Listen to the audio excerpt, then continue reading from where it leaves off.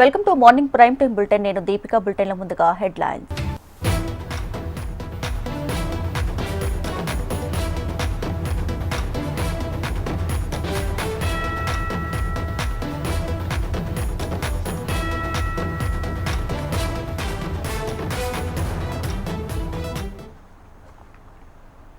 Formula ఈ car race కేసులో speed పెంచింది ఏసీబీ, ఈడీ సంస్థలు. ఈ కేసులో ఇవాళ విచారణకు రావాలంటూ మాజీ మంత్రి బీఆర్ఎస్ వర్కింగ్ ప్రెసిడెంట్ కేటీఆర్ కు ఏసీబీ నోటీసులు ఇచ్చింది. ఉదయం 10 గంటలకు విచారణకు రావాలని నోటీసుల్లో తెలిపింది. ఫార్ములా ఈ కార్ రేస్ కేసులో A1 గా మాజీ మంత్రి కేటీఆర్ ఉండగా, A2 గా ఐఏఎస్ అధికారి అరవింద్ కుమార్, A3 గా బిఎల్ఎన్ రెడ్డి ఉన్నారు. ఇక ఈ ఫార్ములా ఈ కార్ రేసు కేసుపై హైకోర్టును ఆశ్రయించారు కేటీఆర్. క్వాష్ చేయాలని పిటిషన్ దాఖలు చేశారు. దీనిపై వాదనలు విన్న తెలంగాణ హైకోర్టు తీర్పు రిజర్వ్ చేసింది. తీర్పు వచ్చేంత వరకు కేటీఆర్ ను అరెస్ట్ చేయవద్దంటూ ఆదేశించింది. దీంతో ఇవాళ ఏసీబీ విచారణకు కేటీఆర్ హాజరవుతారా లేదా అన్నది ఉత్కంఠగా మారింది. ఇదిలా ఉంటే మరోవైపు ఇదే కేసులో రేపు విచారణకు రావాలని ఇప్పటికీ కేటీఆర్ కు ఈడీ నోటీసులు కూడా ఇచ్చింది. మరిన్ని డీటెయిల్స్ మా ప్రతినిధి అమర్ అందిస్తారు. అమర్, ఫార్ములా ఈ కార్ రేస్ లో ఏసీబీ దూకుడు పెంచింది. ఇప్పటికే గత విచారణలో దానం కిషోర్ సంబంధించిన అతని స్టేట్మెంట్ కూడా రికార్డ్ చేసింది. రికార్డ్ చేసిన తర్వాత ఇప్పటికే హైకోర్టులో కేసు నడుస్తుంది కాబట్టి ఇప్పటికే ఒక తీర్పు కూడా హైకోర్టులో వచ్చింది. అయితే ఈ తీర్పు ఆధారంగా కేటీఆర్ ని ఇటు అరెస్ట్ చేయదు, విచారణ చేయాలనేది హైకోర్టు ఆదేశాలు ఉన్నాయి కాబట్టి ఇప్పుడు ప్రస్తుతానికైతే విచారణ చేసేందుకు ఏసీపీ సిద్ధమైంది. అయితే గతంలో కేటీఆర్ కి నోటీసు కూడా అందజేసింది. ఇవాళ ఉదయం 10 గంటల సమయాన విచారణకు హాజరు కావాలనేది నోటీసుల్లో పేర్కొంది. మరి కాసేపట్లో అంటే 1 గంట సేపటితోనే బంజారాహిల్స్ ఏసీపీ ప్రధాన కార్యాలయానికి కేటీఆర్ చేరుకోబోతున్నారు. నిన్న ఒక ప్రెస్ మీట్ లో కూడా మాట్లాడుతూ ఏదైతే విచారణకు వెళ్తానంటూ కూడా మీడియా ముఖంగా చెప్పిన పరిస్థితుల్లో నేపథ్యంలో ప్రస్తుతానికి కేటీఆర్ విచారణ వస్తారా ఒకవేళ రారా అనేది ప్రస్తుతం సందిగ్ధం నెలకొన్న నేపథ్యంలో మరి కేటీఆర్ ఇప్పటికే మీడియా ముఖంగా చెప్పారు వస్తారని, మరి అనేది ప్రస్తుతం ఉత్కంఠగా మారిందని చెప్పుకోవచ్చు. అయితే ఫార్ములా ఈ కార్ రేస్ కి సంబంధించి మొత్తం 50 కోట్ల బదిలీలు అనేవి ఎఫ్ఈఓ కంపెనీలకు చేరాయి కాబట్టి ఈ ఎఫ్ఈఓ కంపెనీలోకి చట్టబద్ధంగా బదిలీలు జరగలేదనేది ఏసీబీ భావించింది. ఈ నేపథ్యంలోనే దానం కిషోర్ ఎన్ఏయూడికి సంబంధించిన ప్రిన్సిపల్ సెక్రటరీగా ఉన్నారు. అతను ఫిర్యాదు మేరకు 19వ తేదీన ఏసీబీ ఎఫ్ఐఆర్ చేసింది. ఎఫ్ఐఆర్ చేసిన తర్వాత 2 రోజులకే కేటీఆర్ హైకోర్టు కూడా ఆశ్రయించారు. వెంటనే ఏసీబీ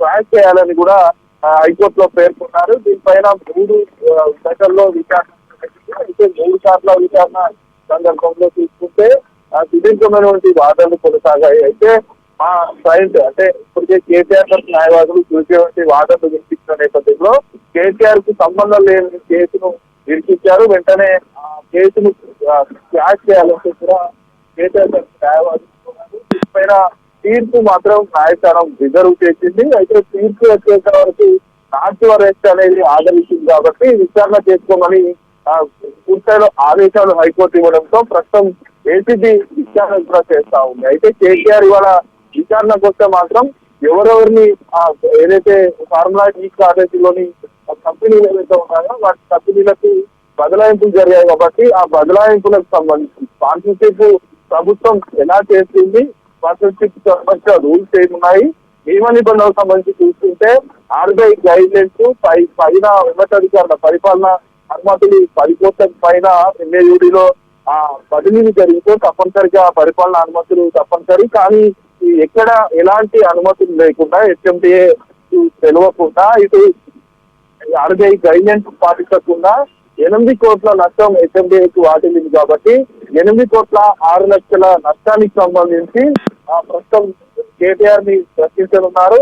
ఒకవేళ సిస్టమేటిక్ గా రూల్స్ అండ్ రెగ్యులేషన్స్ ఫాలో అయ్యి వెళ్తే 8 కోట్ల నష్టం జరిగేది కాదని ఏసీబీ చెప్తా ఉంది. అయితే ఇప్పటికే ఏసీబీ అధికారులు దీనికి సంబంధించిన ఫైల్స్ ఏదైతే ఎఫ్ఈఓ కంపెనీలు ఉన్నాయో ఎఫ్ఈఓ కంపెనీలతో పాటు ఏదైతే వీళ్ళకి సంబంధించిన ఆర్గనైజేషన్స్ ఎవరు మెయింటైన్ చేశారు ఇప్పటికే కేటీఆర్ బహిరంగంగా ప్రెస్ మీట్ పెట్టి కూడా నిధులు కేటాయించామన్న అంశాన్ని మీడియా ముఖ్యంగా మాట్లాడారు కాబట్టి ఇవన్నీ కూడా ఆబ్జెక్ట్ గా వాళ్ళ దగ్గర ఒక డాటాను కూడా ఏసీబీ సేకరించిన నేపథ్యంలో ప్రస్తుతానికి 50 కోట్లు 2 విడతల వారిగా చెల్లింపులు చేసింది ఎంఏయుడి. దీనికి సహకరించినటువంటి ఏదైతే ఎంఏయుడిలో ఉన్నటువంటి గతంలో ఎస్ఎండిఏ మాజీ చీఫ్ ఇంజనీర్ అనేటువంటి బిఎల్ రెడ్డి ప్రొసీడింగ్ కాపీలు ఇచ్చారు కాబట్టి అతను ప్రొసీడింగ్ కాపీలు ఎందుకు ఇవ్వాల్సి వచ్చింది, దీనికి సంబంధించి పూర్తి వివరాలను ఇటు కేటీఆర్ ని ఏసీబీ అధికారులు అయితే ప్రశ్నించనున్నారు. ముఖ్యంగా చూసుకుంటే ఏసీబీ అధికారులు కేటీఆర్ ని ప్రశ్నించబోతున్న సమయంలో ఇప్పటికే ఒక డేటాని కూడా ఏసీబీ అధికారులు వాళ్ళ దగ్గర ఉంది. ఆ డాటా ఆధారంగా కేటీఆర్ ప్రెస్ మీట్ లో పలుమార్లు ఫార్ములా ఈ కాంగ్రెస్ గురించి మాట్లాడారు కాబట్టి ఇవన్నీ డాటాను సేకరించింది కాబట్టి ఈ డాటా ఆధారంగానే ప్రస్తుతం మాజీ మంత్రి కేటీఆర్ ని ఏసీబీ అధికారులు అయితే ప్రశ్నించబోతున్నారు. మొత్తం స్పాన్సర్షిప్ సంబంధించి ఏదైతే సీజన్ 9 హైదరాబాద్ లో చేసినప్పుడు ప్రభుత్వ ఖజానాకు భారీగా వచ్చిందనేది నిధులు వచ్చాయని పోలీసులు చెప్తా ఉన్నారు. కానీ ఈ కేసుకు సంబంధించి చూసుకుంటే నిధుల బదలాయింపుకు సంబంధించి సీజన్ 10 లో స్పాన్సర్లు నిరాకరించినప్పుడు ప్రభుత్వం ఎందుకు. Thanks for the updates.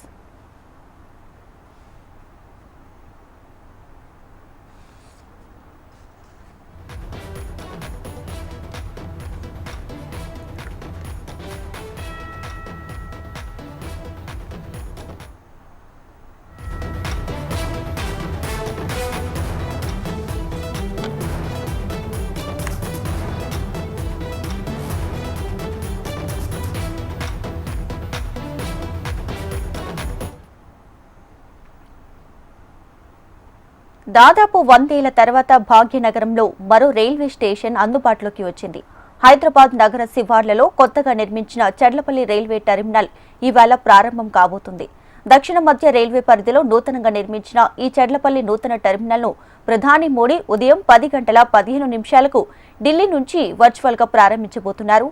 ఈ కార్యక్రమంలో గవర్నర్ జిష్ణుదేవ్ వర్మ, సీఎం రేవంత్ రెడ్డి, కేంద్ర రైల్వే శాఖ మంత్రి అశ్విని వైష్ణవ్, కేంద్ర మంత్రులు కిషన్ రెడ్డి, బండి సంజయ్, రాష్ట్ర మంత్రి దుద్దిల శ్రీధర్ బాబు, ఎంపీ ఈటెల రాజేందర్ తో పాటు దక్షిణ మధ్య రైల్వే అధికారులు కూడా పాల్గొనబోతున్నారు.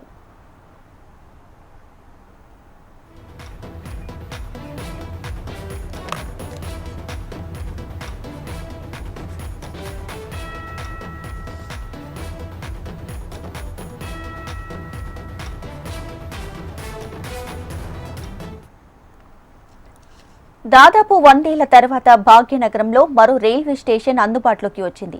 హైదరాబాద్ నగర శివార్లలో కొత్తగా నిర్మించిన చర్లపల్లి రైల్వే టెర్మినల్ ఇవాళ ప్రారంభం కాబోతుంది.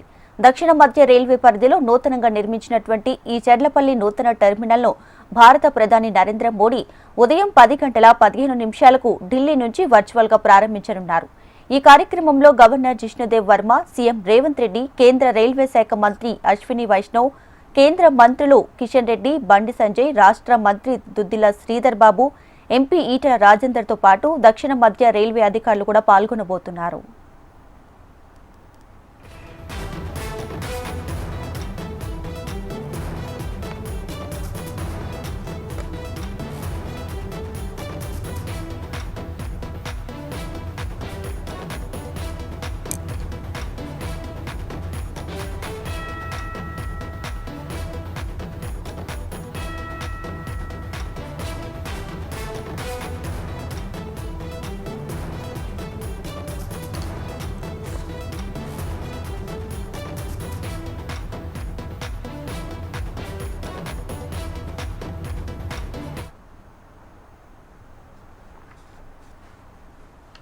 చర్లపల్లి టెర్మినల్ను 430 కోట్ల ఖర్చుతో అత్యాధునిక హంగులతో నిర్మించారు. చర్లపల్లి టెర్మినల్లో మొత్తం 9 ప్లాట్ఫామ్లు అందుబాటులో ఉండగా 25 జతల రైళ్లను హ్యాండిల్ చేసేలా ఈ స్టేషన్లో ట్రాకులు కూడా ఏర్పాటు చేశారు.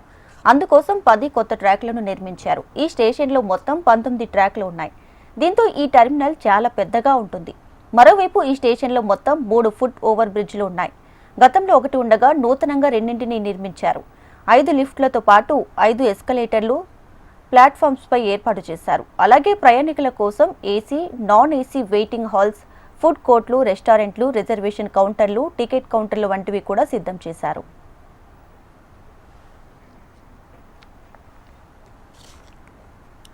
రైట్, ఇక మరి కాసేపట్లో చెర్లపల్లి నూతన రైల్వే టెర్మినల్ అయితే ప్రధాని మోడీ వర్చువల్ గా ప్రారంభించబోతున్నారు. దీనికి సంబంధించి పూర్తి డీటెయిల్స్ మా ప్రతినిధి ఆర్కే లైవ్ లో అందిస్తారు. ఆర్కే.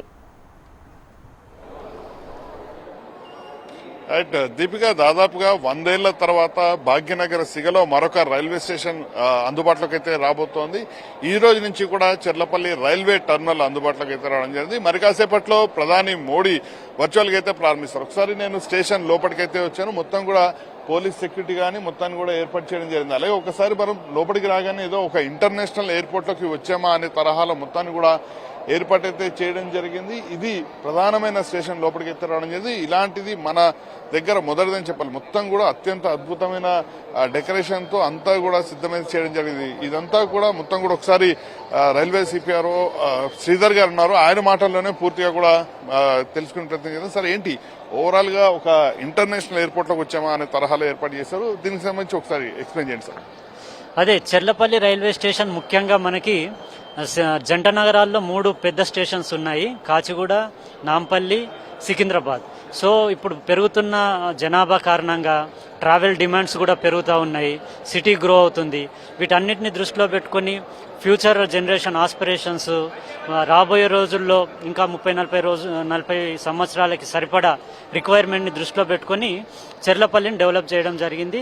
ఇది మొత్తం అధునాతన అంగులతో పూర్తి ఆధునిక సౌకర్యాలతో డెవలప్ చేయడం జరిగింది. ఇప్పుడు మీరు చూస్తున్న బిల్డింగ్ ఏదైతే ఉందో ఇది G+1 చేశాము. ఇది పూర్తిగా అంటే ఎన్విరాన్మెంట్ ఫ్రెండ్లీ బిల్డింగ్. అందులో అంటే ground floor plus first floor ఉంటుంది. గ్రౌండ్ ఫ్లోర్లో ఓపెన్ కాన్కార్స్ ఉంటుంది. అలాగే మనకి ఎగ్జిక్యూటివ్ లాంచెస్, వెయిటింగ్ హాల్స్ ఉన్నాయి. ఫస్ట్ ఫ్లోర్కి వెళ్తే రెస్టారెంట్ ఉంది, స్లీపింగ్ పార్ట్స్ అని రెస్ట్ రూమ్స్ ఉన్నాయి. సో ఇవే కాకుండా క్యాఫెటేరియా ఉంది. సో దీంతో పాటే అంటే మనకి ఎగ్జిస్టింగ్ చెర్లపల్లి స్టేషన్లో 5 ప్లాట్ఫామ్స్ ఉండేవి, ఇప్పుడు 9 ప్లాట్ఫామ్స్ చేశాం. అంటే సికింద్రాబాద్ స్టేషన్లో 10 ప్లాట్ఫామ్స్ ఉంటే ఇప్పుడు చెర్లపల్లిలో 9 ప్లాట్ఫామ్స్ వచ్చాయి. సో ఇదన్నీ కూడా అడిషనల్ ట్రైన్స్ని మనం అకామిడేట్ చేయడానికి. దీంతో పాటు ఇప్పుడు మీరు చూస్తున్న FOB అంటే ఫుట్ ఓవర్ బ్రిడ్జ్, ఇది డైరెక్ట్ స్టేషన్ నుంచి ప్లాట్ఫామ్లోకి వెళ్ళడానికి 12 మీటర్ విడ్త్తో ఉంది. సో ఇది ఫస్ట్ టైం సౌత్ సెంట్రల్ రైల్వేలోనే 12 మీటర్ల వెడల్పుతో చేసింది, అంటే ఫ్యూచర్ రిక్వైర్మెంట్స్ దృష్టిలో పెట్టుకొని. దీంతో పాటు అడిషనల్ గా 1 more 6 మీటర్ FOBని కూడా డెవలప్ చేయడం జరిగింది. వీటితో పాటు అంటే మిగతా ఫెసిలిటీస్ విషయానికి వస్తే 7 లిఫ్ట్స్, 6 ఎస్కలేటర్స్ పెట్టడం జరిగింది. అలాగే coach guidance boards, train indicating boards, ఇవన్నిటితో పాటు హై స్పీడ్ వైఫైని కూడా ఇవ్వడం జరిగింది. వీటన్నిటితో పాటు అంటే దివ్యాంగ్ ఫ్రెండ్లీగా కూడా స్టేషన్ని మలచడం జరిగింది. అంటే స్టేషన్లో ఎంటర్ అయిన నుంచి ట్రైన్ బోర్డ్ అయ్యే వరకు కూడా మన దివ్యాంగ్ జనులకి ఏమాత్రం అసౌకర్యం కలగకుండా అన్ని ఫెసిలిటీస్ అంటే బాత్రూమ్స్ కానివ్వండి, టాయిలెట్స్ కానివ్వండి, మిగతా అంటే లిఫ్ట్స్, ఎస్కలేటర్తో పాటు అన్ని కూడా వాళ్ళకి అంటే ఈజీ యాక్సెస్ స్టేషన్లో ఉండే విధంగా మలచడం జరిగింది. సార్, ఇప్పుడు ప్రస్తుతం ఇక్కడ నుంచి ఎన్ని రైళ్లు నడవబోతున్నాయి? ఎందుకంటే ఇక్కడ చాలా మందికి ఉన్న అనుమానం ఏంటంటే ఇక్కడికి ట్రావెలింగ్ ఎలా రావాల్సి ఉంటుంది, అలాగే ఇక్కడ నుంచి అసలు ఎన్ని రైళ్లు బయలుదేరి వెళ్తాయి? ప్రస్తుతానికి ఎగ్జిస్టింగ్ చెర్లపల్లి రైల్వే స్టేషన్లో 13 జతల ట్రైన్స్ అంటే ప్రతిరోజు జర్నీ చేస్తూ ఉన్నాయి ఇక్కడ నుంచి. అయితే ఇప్పుడు మనము స్టేషన్ని ఎక్స్పాండ్ చేసిన ఉద్దేశంతో దీంట్లో అంటే అడిషనల్గా 12 పేర్స్ 12 జతలు ప్రతిరోజు నడిపేందుకు మేము ప్రయత్నాలు చేస్తున్నాం. ఇందులో భాగంగానే ఆ అడిషనల్ ట్రైన్స్ కూడా ఇవాళ ఫస్ట్ డేనే అంటే ప్రారంభోత్సవం రోజునే ఒక స్పెషల్ ట్రైన్ కూడా చెర్లపల్లి నుంచి తిరుపతికి రన్ అవుతా ఉంది. సో ఇప్పుడు మనం సంక్రాంతిని దృష్టిలో పెట్టుకొని 12 స్పెషల్ ట్రైన్స్ని చెర్లపల్లి నుంచి స్టార్ట్ చేయబోతా ఉన్నాం. ఇదే కాకుండా 2 regular trains Chennai express, Gorakhpur express Secunderabad నుంచి స్టార్ట్ అయ్యాయి. వాటిని కూడా ఆల్రెడీ చెర్లపల్లి స్టేషన్ నుంచి తరలించేందుకు కూడా ఆల్రెడీ నోటిఫికేషన్ ఇచ్చాము. అది అంటే 60 days తర్వాత అవి ఇక్కడ నుంచి స్టార్ట్ అవుతాయి. అలాగే అంటే స్టేషన్కి రావడానికి కూడా అంటే మన ప్రయాణికులకు ఏమాత్రం ఇబ్బంది కలగకుండా GHMC వాళ్ళతో కూడా మేము సంప్రదింపులు జరిపాము. వారు కూడా రోడ్ వైడనింగ్ చేసి దీనికి అప్రోచ్ని కూడా డెవలప్ చేస్తున్నారు. అలాగే RTC వాళ్ళు కూడా ఆల్రెడీ చాలా బస్సెస్ని ట్రయల్ రన్ నిర్వహించారు. సో ఇవాళ స్టేషన్ ప్రారంభం అవ్వగానే బస్సెస్ కూడా ప్లై అవుతూ ఉంటాయి RTC. సో ప్రయాణికులకు ఏమాత్రం ఇబ్బంది కలగదు. అలాగే MMTS ట్రైన్స్ కూడా అదనంగా ఇక్కడ నుంచి రన్ చేసేందుకు కూడా మేము ప్రయత్నాలు చేస్తూ ఉన్నాం. రైట్, మొత్తానికైతే మొదటిసారి ఒక అంతర్జాతీయ తరహాలో రైల్వే స్టేషన్ అయితే సిద్ధం చేయడం జరిగింది. ఈ రోజు నుంచి కూడా పూర్తి స్థాయి అందుబాటులోకి అయితే రాబోతుంది. మొత్తం 13 జతల రైళ్లు ఇక్కడి నుంచి అయితే బయలుదేరి వెళ్ళబోతున్నాయి. రాబోయే రోజుల్లో దీని యూసేజ్ అనేది ఖచ్చితంగా పెరుగుతుందనేది రైల్వే అధికారులు అయితే చెప్తున్న సిచ్యువేషన్ కనిపిస్తుంది. Deepika. Right RK, thank you.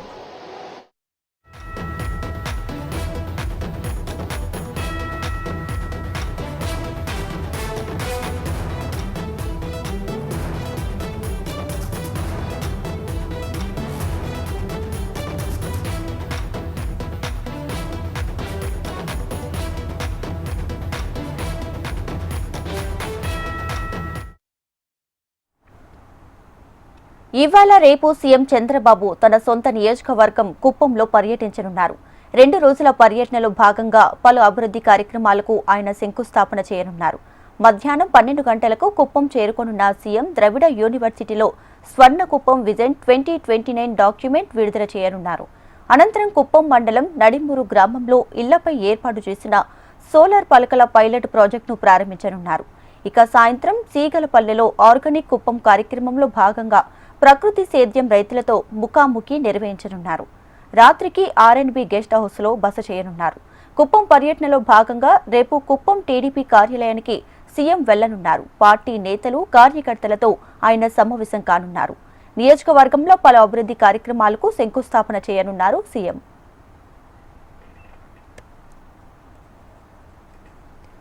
Right, ఇవాళ రేపు సీఎం చంద్రబాబు నాయుడు కుప్పంలో పర్యటించబోతున్నారు. ఈ పర్యటనకు సంబంధించి పూర్తి డీటెయిల్స్ మా ప్రతినిధి జేజీ రామ్ లైవ్ లో అందిస్తారు. రామ్. Thank you Deepika.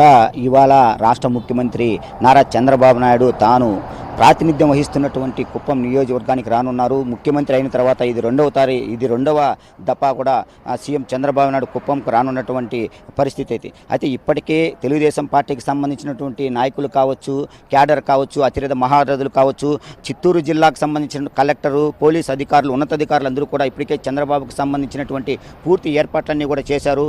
మధ్యాహ్నం 12 గంటల లోపు కూడా కర్ణాటక రాష్ట్రం నుంచి ప్రత్యేక హెలికాప్టర్లో కూడా ఈ యొక్క కుప్పం ద్రవిడియన్ యూనివర్సిటీలో ఏర్పాటు చేసినటువంటి ఇందిరాగాంధీ స్టేడియం కూడా హెలికాప్టర్లో కూడా అక్కడ చేరుకోనున్నారు.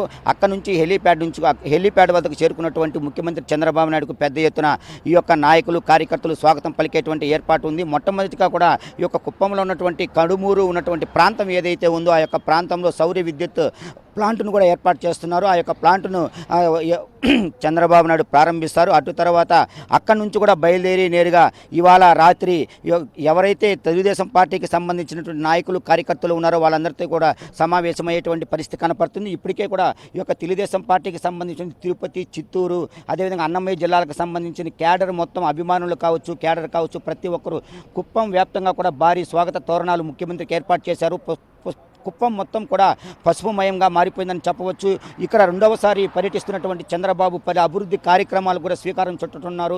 ఇదే ఇక్కడ ఉన్నటువంటి ఈ పోలీస్ క్యాడర్కి సంబంధించినటువంటి ఒక కేంద్రాన్ని, అదేవిధంగా ఈ యొక్క ఉద్యానవనాలకు సంబంధించినటువంటి 2 పార్కులకు కావచ్చు, అదేవిధంగా రోడ్లకు సంబంధించినటువంటి పల్లెటూరులో ఉన్నటువంటి సీసీ రోడ్లకు పలు రకాలైనటువంటి శంకుస్థాపనలు చేసేటువంటి పరిస్థితి కనపడుతుంది. ఈ యొక్క క్యాంపు కార్యాలయం ఏదైతే ఉందో పోలీస్ వారికి సంబంధించిన క్యాంప్ కార్యాలయాన్ని కూడా ప్రారంభించనున్నారు. అయితే మొత్తం మీద ఇవాళ రేపు 2 రోజుల పాటు కూడా సీఎం చంద్రబాబు ఈ యొక్క కుప్పంలో కూడా పర్యటించేటువంటి పరిస్థితి కనపడుతుంది. ఇక్కడ ఉన్నటువంటి స్థానికులందరూ కూడా తమ సొంత బిడ్డ తమ గ్రామానికి వస్తున్నారు, తన ఊరికి వస్తున్నారనేటువంటి ప్రతి ఒక్కరు కూడా ఆకాంక్షతో ఎదురు చూసేటువంటి పరిస్థితి కనపడుతుంది. ఇక్కడ ఉన్నటువంటి రైతులతో కూడా చంద్రబాబు ముఖాముఖి ఏర్పాటు చేసేటువంటి పరిస్థితి కనపడుతుంది. అంటే వాళ్ళకు ఉన్నటువంటి కష్ట నష్టాలు ఏంటి, ఏ విధంగా మనం ముందుకెళ్ళాలి లాంటి పరిస్థితులను కూడా చంద్రబాబు ఈ యొక్క రైతులతో కూడా ముఖాముఖి ఏర్పాటు చేసేటువంటి పరిస్థితి ఉంది. ఎప్పటి నుంచో కూడా ఈ యొక్క కుప్పంలో ఏనుగుల బెడద దాడి ఎక్కువగా ఉంది. ఈ యొక్క దాడికి సంబంధించి అటవీ అధికారులతో కూడా కావచ్చు సమీక్ష ఏర్పాటు చేసేటువంటి పరిస్థితి కనపడుతుంది. గతంలో కూడా కందకాలు ఏర్పాటు చేశారు. కందకాలు కూడా పూర్తిగా జరిగినటువంటి ఈ యొక్క